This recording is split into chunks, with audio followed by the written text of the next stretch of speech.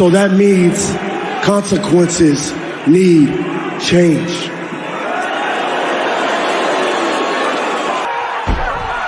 Go. Of your own brother.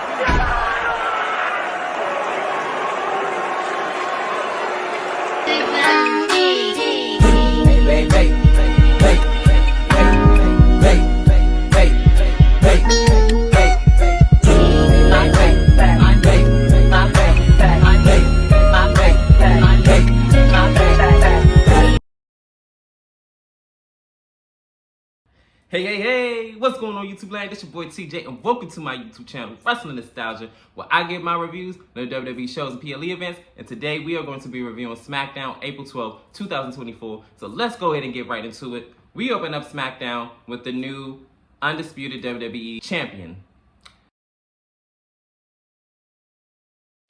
When did they drop the Universal, part of... I don't know. I guess they just felt like it was just too much to say, and I agree. But we open up nonetheless with Cody Rhodes. He comes out and he asks the Detroit crowd, what do you guys want to talk about?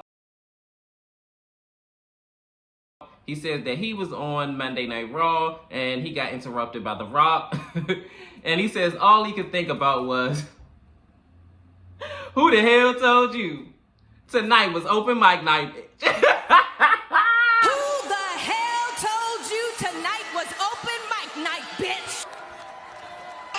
Yo, that line will never get old. I'm telling you, that is legendary.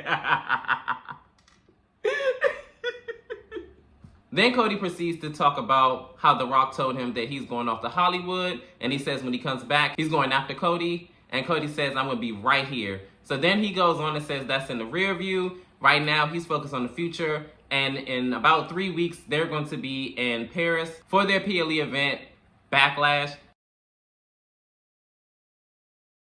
I can't wait. I don't know why. Every time when they go like overseas to different pay-per-view events, I get like uberly excited. I don't know why. I just love like the new climax and different, areas that they go into. I don't know why, I just do. So they're going to be in Paris nonetheless. And they're going to have a series of number one contender matches for his WWE Undisputed Championship. So it's going to be 2 triple threat matches. It's going to be Bobby Lashley versus LA Knight versus Santos. That's the first triple threat match. The second one is AJ Styles, KO versus Rey Mysterio. And then the winner of those 2 matches are going to face each other next week. And the winner is going to be the number one contender for his championship. Back to Cody's promo. He says, once undesirable, then undeniable, and now you're WWE Undisputed Champion. It is a triple threat match. Santos Escobar versus LA Knight versus Bobby Lashley. And they show an interview segment with Santos Escobar with Kayla Braxton. And he says that Santos always has a plan. And this is when Kayla Braxton says that, well, you said that last week going into WrestleMania when you took out Dragon Lee before his WrestleMania match before he got replaced by Andrade. And he stops her and tells her, just for the record, I'm going to make it crystal clear, neither one of us in Legado del Fantasma, if I'm saying that right, I swear I be trying. He said, nobody took out Dragon Lee on my end. So that leaves me to tell you guys, spoiler, it was Carlito. Oh my goodness, the evidence is right there. I don't know if I'm the only one that is picking up on this, but hey, we're gonna see the development of this storyline. So the match begins and they already jump on Santos Escobar, of course, the bad guy. They're trying to take him out. And then Santos gets out of there. And then this is when LA Knight tries to get the quick win over on Bobby Lashley, and that doesn't work. They wind up going at it. And then this is when everybody is fighting everybody in the ring, and then we go to commercial break. Make a long story short, basically, Santos Escobar's henchmen came out to help him. And it looked like LA Knight was on a fast track to win. They attack him, and then they attack Bobby Lashley. Then Bobby Lashley's people came out, which is the Street Profits and B-Fab. B-Fab took out Elektra, which is a part of Legado del Fantasma, and it was just chaos. At the very end of the match, Bobby Lashley tries to hit the spear. He misses and hit the ring post. So this is when LA Knight ends up hitting his blood force trauma. 1, 2, 3. He wins the match. So he is in the finals of the #1 contender series for the undisputed WWE Championship. In this next segment, it is LWO.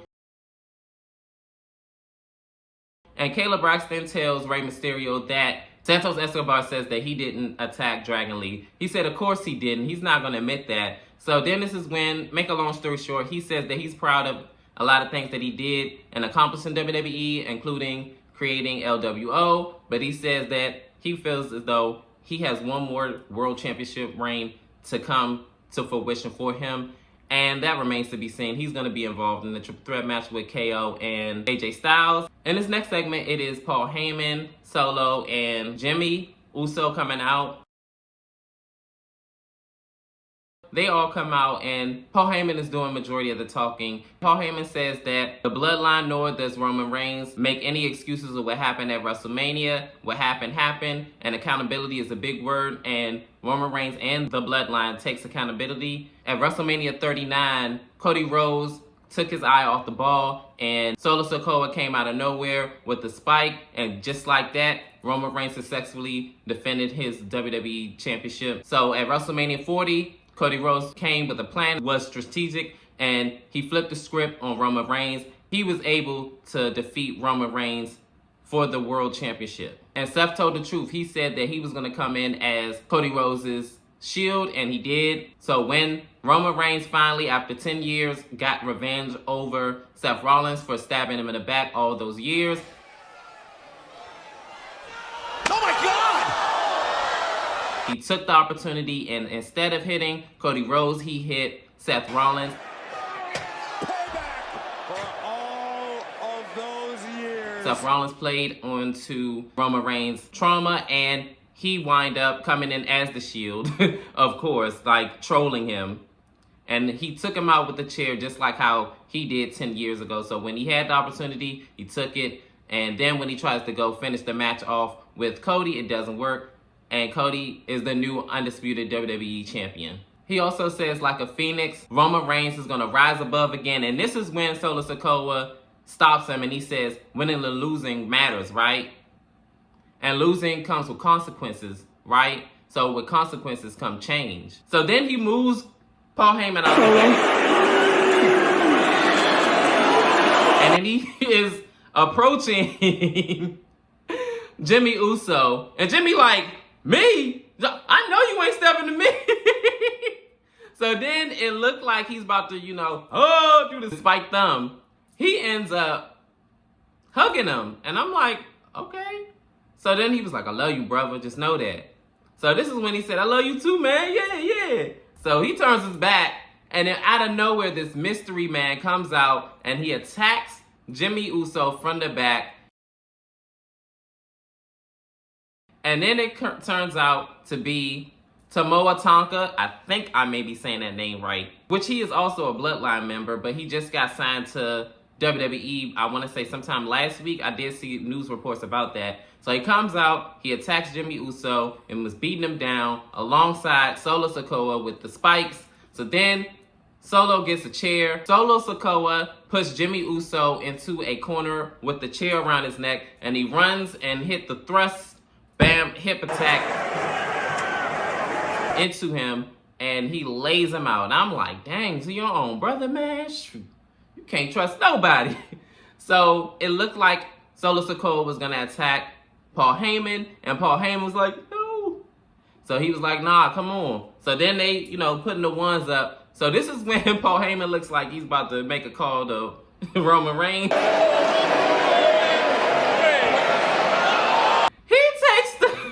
Solo takes his phone, throws it, and smashes it.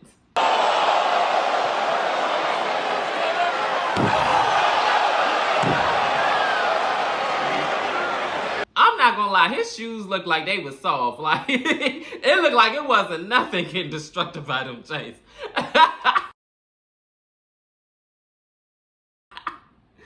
So, I guess you have another Bloodline member inserted into the Bloodline story. And we're going to see the development with these individuals and what's going to happen with Jimmy Uso. But it looks like he's on the outs. And one more thing.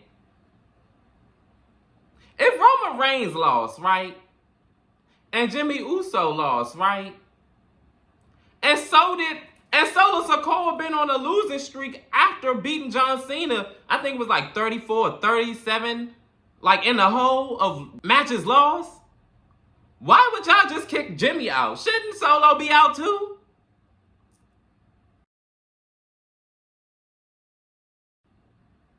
Or the rules don't count. He the one that said, oh, winning and losing counts, right? Well, take yourself out. In this next match, it is Bron Breakker versus Cameron Grimes. I don't know where Cameron Grimes was at like all these months ago, but hey, I guess he's gonna make an appearance here, a match on SmackDown. So they have their match. They had a cute little back and forth here and there. Cameron gave some go to Bron Breakker, and Bron Breakker did the same for Cameron. But in the end, Cameron Grimes tries to jump onto Bron Breakker, and then Bron Breakker winds up, doing a power slam in midair, and then he spears him 1, 2, 3. That is it. Bron Breakker goes right through the competition, and he is the winner of this match. I have a feeling, for some reason down the line, I don't know if this is going to be at SummerSlam or not, but I have a funny feeling that Bron Breakker is going to be a champion somewhere down the line. Like, I don't know if it's going to be in the very near future, but it's going to be this year. I feel like instead of LA Knight, they're going to go with Bron Breakker to beat Logan Paul for the United States Championship. Mark my words, he's going to be champion. I don't know why. I just have a funny feeling they're going to push Bron Breakker to beat Logan Paul. I don't know if it's going to be at SummerSlam or any of the pay-per-view events beforehand, or maybe even after, maybe even at Survivor Series. But sometime this year, I'm telling you, I don't know why. I don't think it's going to be on SmackDown. I do believe it's going to be at a pay-per-view event because of how big Bron Breakker is now. They're not going to have him win a championship, on some random episode of SmackDown. That's not going to happen. He's going to win it at a PLE event. Trust and believe that. AJ Styles cuts a promo, and he says that tonight isn't just another match. Tonight is to fix what went wrong at WrestleMania. KO and Rey Mysterio are just casualties on my great plan tonight in order to win the undisputed WWE Championship. I'm going to cause havoc and annihilate everything in my way. And it's just a taste of what I'm going to do, comparison of what I do to you next week, LA Knight. And it'll truly be phenomenal. In this next segment, Bayley comes out as the new WWE Undisputed Women's Champion. And everybody is screaming, "You deserve it," and giving her all this adulation and praise. And then she said, "Damn, this feels good. I'm just going to stand here and soak it in because this has been a long time." She says, "As you all know, this is not my first title I ever won. And I defended titles and I lost titles at WrestleMania, but this one feels special. This one feels special because I had to beat somebody I used to call a friend in EO Sky. This one feels special, and I know this is going to sound corny and Michael Cole is going to make fun of me for this, but it's because of all of you. No matter what, throughout my 10 year tenure here in WWE, you guys have supported me through it all. I want to thank you."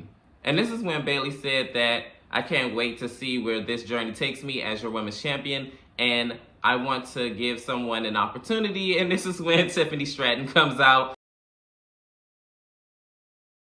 And she says, "I think it's pretty rude that I didn't get to compete at WrestleMania, being as though I'm the center of the universe. And since you are billing for a open challenge, I'm here to accept it because it's Tiffy time." So this is when Bayley says, "Well, it's nice to meet you, Tiffany, but I wasn't offering an open challenge. I actually already have someone in mind, someone that make their return at the Royal Rumble, and that person is Naomi." So she said, "Naomi? She couldn't win the title if it glowed in the dark." I said, what? You know what's crazy? She actually had a title that glowed in the dark. That was really petty. That was really petty of you, Tiffany. Naomi comes out. Naomi and Bayley embrace. Tiffany says, "Excuse me, Me and Bayley were in the middle of something, and by the way, I already beat you. So Naomi says, you done tried me on the wrong night, little girl. I done earned every single thing that I ever worked for in the WWE, and I don't plan on stopping now. You did beat me. And Bayley, I can't accept your offer at this point right now because I'm going to take on little Miss Clueless here tonight. I was like, you know what's funny? She actually did wear like a Clueless attire. But that's besides the point. So, commercial break ensues, and this is when we come back from commercial break, and Kayla Braxton is outside of the WWE medical office, which Jimmy Uso is inside. So, Paul Heyman comes out, and he says it's not looking good for him. Kayla Braxton asks Paul Heyman what happened out there. So, this is when Tonka and Solo comes in, and Tatanka says that by orders of the tribal chief. And then this is when Solo comes out and does this. So that ends that segment. Guess the tribal chief wanted to cut loose ends. So we get back in the ring with Naomi and Tiffany Stratton. They have a pretty cute back and forth, and they kind of switch power dynamics here and there, but a good majority of the match, to me, in my eyes, Naomi was kind of dominating. And then this is when, before commercial break, Tiffany Stratton rams Naomi into the ring post, and then now she's in control after the commercial break. So then, after a while, the power dynamics kind of fluctuate again, and then this is when Tiffany Stratton tries to hit her prettiest moonsault. She misses, and Tiffany Stratton is like, yeah, I scouted you. So this is when Naomi rolls her up. And 1, 2, 3, she wins the match. And she is the #1 contender for Bayley's newly won WWE Undisputed Women's Championship. So it's going to be Bayley versus Naomi next week on SmackDown for the WWE Undisputed Women's Championship. I'm trying to figure out, why is this on a random episode of SmackDown? Why is it in Lyon, France? You know, Backlash, the pay-per-view event. That would have been really, really big. I don't know if they got Tiffany Stratton in mind instead, or they're going to do another #1 contender match, but Bayley better be defending her championship at Backlash. The hell? In this next segment, it is Adam Pearce talking to Piper Niven and Chelsea Green. And I guess Chelsea Green is talking to Adam Pearce about getting an opportunity on SmackDown. So then he says, I got the perfect opportunity for you. It's like these general managers are in cahoots and they all are after Chelsea Green for whatever reason. So Chelsea Green and Piper Niven come out there. And they are getting ready for their tag team match. And it's none other than Bianca Belair and Jade Cargill. And it's like, if you would have hiccuped, that match was over. So Bianca Belair and Chelsea Green, I believe, started, or it was her and Piper Niven. And then all of a sudden, it was Jade Cargill and Chelsea Green going up against each other. She probably only did like 3 moves, and then she ended it with Jaded, and 1, 2, 3, they won that match. Looks like Jade Cargill does not work by the hour, and we're going to see if the tag team of Jade Cargill and Bianca Belair leads them to WWE Women's Tag Team Championship gold. In the main event, it is KO versus Rey Mysterio versus AJ Styles. They actually had a pretty decent triple threat match. All 3 men put on a really, really great match. Rey Mysterio got some offense in, KO got some offense in, AJ Styles got some offense in. But to make a long story short, not gonna lie, AJ Styles really showed out. He did a top rope avalanche, Clash of Styles, 1, 2, 3. He pins Rey Mysterio. And it's funny how he did it because he bounced off the ropes onto KO with Rey Mysterio, and then he rolls over and pins Rey Mysterio 1, 2, 3. So your main event for next week is going to be AJ Styles versus LA Knight for the #1 contendership to see who's going to face the undisputed WWE champion Cody Rhodes at Backlash in Lyon, France. I cannot wait. Comment down below, like, share, and subscribe, and all that other good stuff. Let me know, how did you feel about last night's SmackDown? Was it great? Was it good? Could have been better? Was it like all over the place and it was like, whatever? But once again, help me grow my channel. Like, share, and subscribe. Help me push through the algorithm of YouTube, and peace. I'm out.